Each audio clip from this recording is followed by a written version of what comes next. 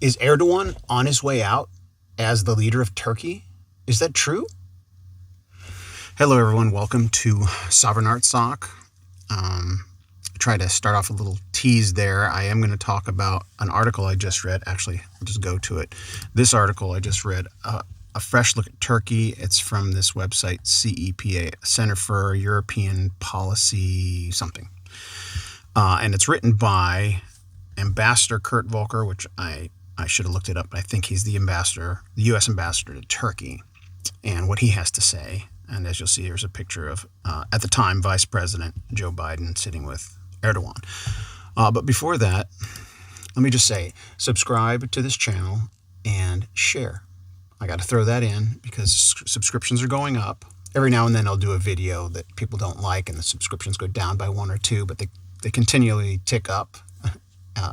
In all, the numbers are going up and the viewership. So I'm not, that's the thing. Do I just do videos to please the current audience, or do I do videos about what matters to me? And so I think you can determine. I'm just going to do what I'm going to do. And you people who are watching are benefiting from it, I assume. Some of you are probably bored with my, he's so repetitive. Why doesn't he talk about other things? Well, if you want me to talk about other things, mention them in the comments. But some of the comments get too full. I can't read them all. So email me. I always put my email address, TalesOfTruthVlog@gmail.com. It's linked in the description below. All right. So before I read that article about Erdogan, is he out? What's going on? What the U.S. ambassador is saying? Let me read this. And this is just real. I won't read it all, but Senators Bob Menendez and Rob Portman call for U.S. humanitarian aid to Nagorno-Karabakh. Now, this is Bob Menendez. I've mentioned in a previous video. He's a Democratic representative, or is he a senator? Actually, I think he's a senator, U.S. senator, who is paying attention to Nagorno-Karabakh, to Artsakh, to what's going on between Azerbaijan and Armenia. He's called for the U.S. to send money. He hasn't yet called for recognition of Artsakh, statehood for Artsakh, and that's the whole point of this video. You can see right here, statehood for Artsakh is the only thing that's going to solve this conflict. It's the only thing that's going to stop hostilities. I mean, it won't end hostile relationships, but it will stop the attacks. Azerbaijan wants this territory as their own, but Artsakh is not theirs. And that's just the stance it's the logical stance from anybody watching from a bird's eye view, from the 30,000-foot view, from a historical perspective, understands this territory does not belong to this relatively new country called Azerbaijan. Azerbaijan's a brand new country. It's only 100 years old, just barely over 100 years old, whereas Armenia and Armenians have been in the region for millennia, which is thousands of years, like 5,000 years. All right. So Bob Menendez is paying attention. And this guy, Rob Portman.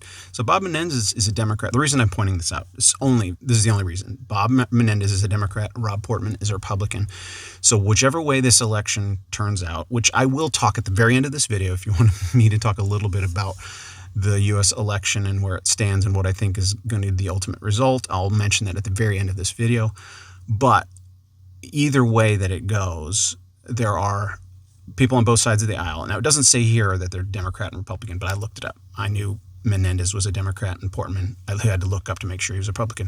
Both sides of the aisle are paying attention to the humanitarian crisis. And so I'll just read a little bit. U.S. Senators Bob and Rob have jointly urged the Senate Appropriations Committee to explicitly allocate robust funding in the final FY21 appropriations bill to address the ongoing humanitarian crisis in the South Caucasus. In addition to requesting robust funding for rehabilitation services in Nagorno-Karabakh, Ranking Member Menendez and Senator Portman also requested the Senate appropriate specific funds for clearing mines and unexploded ordnance, a need that has grown significantly in the wake of the recent violence, Menendez's office said in a news release. And then the letter is addressed to Lindsey Graham, and Patrick Leahy. Again, here it says R and D. So it's both sides of the aisle. And that's all I want to point out, that the United States must continue our long-standing tradition of funding humanitarian aid for those who need it most, like the thousands of ethnic Armenians displaced from their homes or otherwise affected by the violence, the senators added.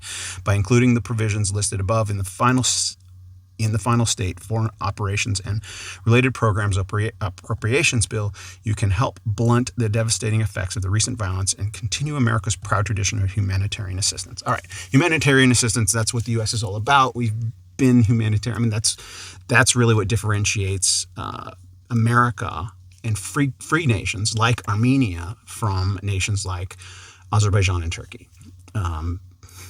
Humanitarianism is the last thing on their minds. Though they may throw funds at it, they're about power and domination. But let's go on. Is Erdogan out? So I'm just going to read this, and you'll see why I'm asking that. Both the Obama and Trump administrations sought to improve U.S.-Turkish strategic cooperation, but without much success. The stars may be aligned for the Biden administration to make it work. All right. So this is assuming that the results of the election are going to stand, that Joe Biden will be the next president of the United States. For decades, Turkey was a sometimes awkward but always strategic ally of the United States and a key member of NATO. Strategic because with the substantial military and critically important geography, Turkey provided a bulwark against the Soviet Union and a window toward the Middle East and Iran. Awkward, however, because of the military's dominant role in Turkish democracy, abuses of human rights, territorial disputes with Greece, the dispute over northern Cyprus, which complicates NATO-EU relationships, and Turkey's perpetual up-and-down economy.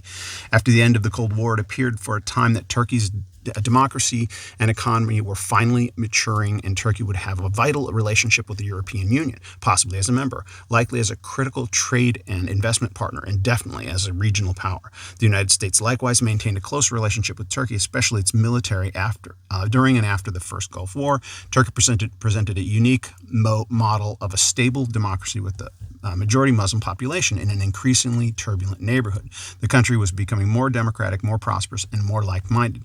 That positive trajectory took a sharp negative turn beginning in the mid-2000s. The AKP party brought Islam into politics in Turkey. The United States and Turkey diverged over the war in Iraq in 2003. The two sides have diverged even further over the war in Syria, with Turkey accusing the United States of supporting Kurdish terrorist groups. Turkey has blamed the United States for the 2016 coup attempt and bristles at what it sees as U.S. protection of Fethullah Gulen, who Turkey accuses of organizing the coup. Yeah, that's an interesting story that I was paying attention to at the time, and I want to look more into that. Maybe I'll do a segment on that. Turkey has returned to Russia for S-400 air defense missiles, intervened in Libya, Syria, and Nagorno-Karabakh, and sought to rebuild a role as a regional power supporting Sunni Muslim political movements. This has put Turkey at odds with Egypt, the EAU, and Israel, to name but a few, while aligning it with Qatar, which has its own dispute with the other Gulf states. Although aligned with Russia on air defense, Ankara is on the opposite side of Moscow in Libya, Syria, and with respect to Crimea, and also with respect to Armenia and Azerbaijan.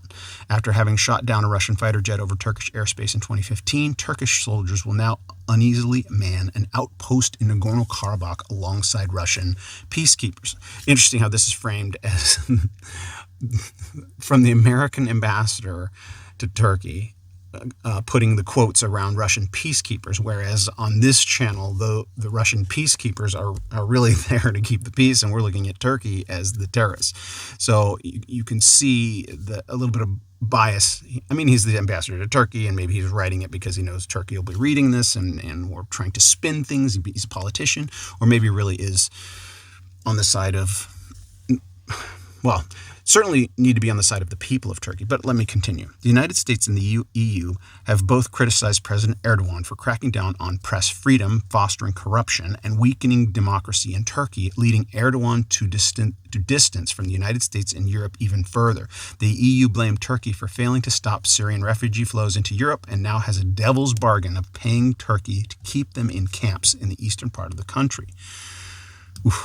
Complex geopolitical relationships.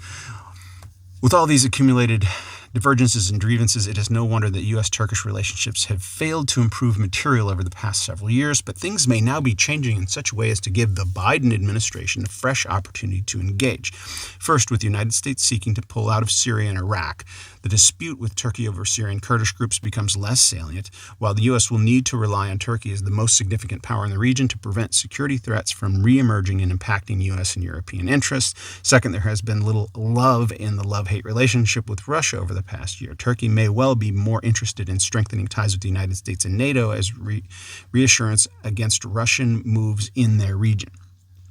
Reassurance against Russian moves in their region.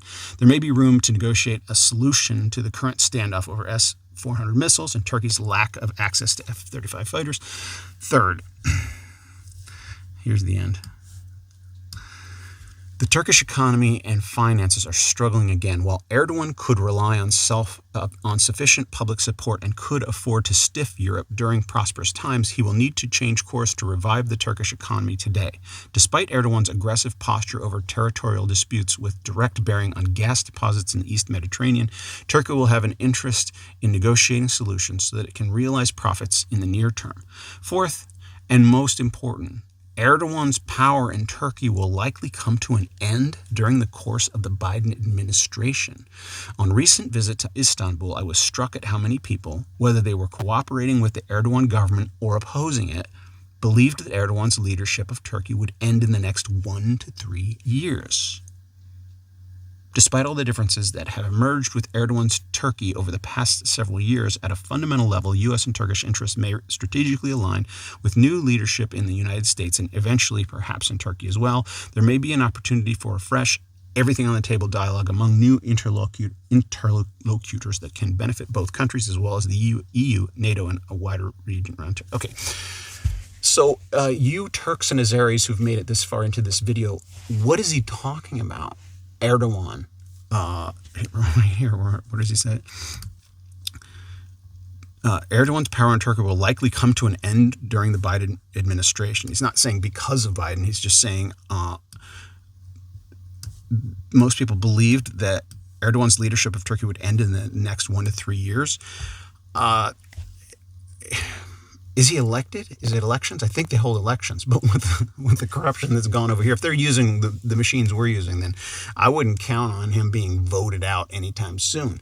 But I don't know what the sentiment is. I don't know what he's referring to. This is the ambassador to Turkey, and there's things in this article that clearly show some bias, and I don't know that I agree with all of it. And again, I'm not an expert in international relationships, etc. This guy's, lived it for a while, but that struck me when he said that. Now, I think we would all be happy with Erdogan leaving power, unless he's replaced by somebody worse. So I just comment or email me if you know what the heck he's talking about. Now, I'm going to wrap this up with my thoughts on what's coming. All right, what's coming in the American election. A small fraction of you, I think, are probably saying it's a foregone conclusion that Biden is going to be the next president. And I've said I'm not so sure. We are facing something we've never faced before. Even though the Secretary of State, the Attorney General, Bill Barr, said I have not seen widespread evidence of widespread voter fraud. Doesn't mean he's even looked at what there is, because it's accumulating. But I think that might have been a political statement just to maybe, what Tim Pool would say is, it wasn't Tim Pool, it was another guy I listened to, said he's probably just trying to show himself as being bipartisan because there's something coming. And I think there is, obviously there's something huge coming. There's a bunch of lawsuits. There's the actual electors that are about to vote in a couple weeks, like 2 weeks. But I realize that even December 14th is not the end. It's not over yet. There's January 6th or 5th, 6th is when those votes are read in Congress, I think. So the votes are cast on December 14th, and then they're read on the 6th, which still gives an opportunity for people to object or protest. Or here's another thing, and maybe I'll do an episode on this, but Trump fired a whole bunch of Pentagon officials recently. He kind of was cleaning out the top of the Pentagon. And there are some calling for military tribunals for martial law. So if there's strong enough evidence to demonstrate that foreign actors have had influence on the United States election, the President of the United States is sworn in to protect from foreigners, like protect our country, to protect the United States citizens from foreign takeover, from foreign involvement, from foreign attacks.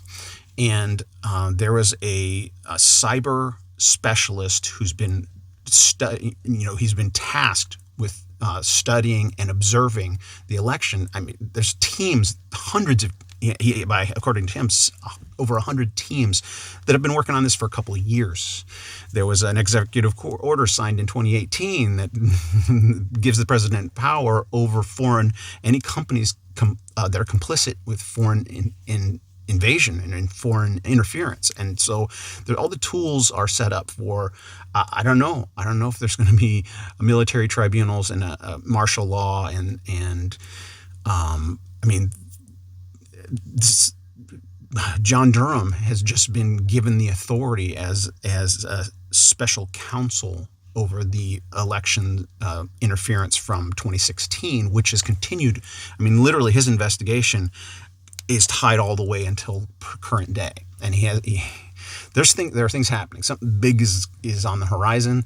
I'm not so sure this guy is actually going to take office. I don't know. I don't know, but fasten your seatbelts.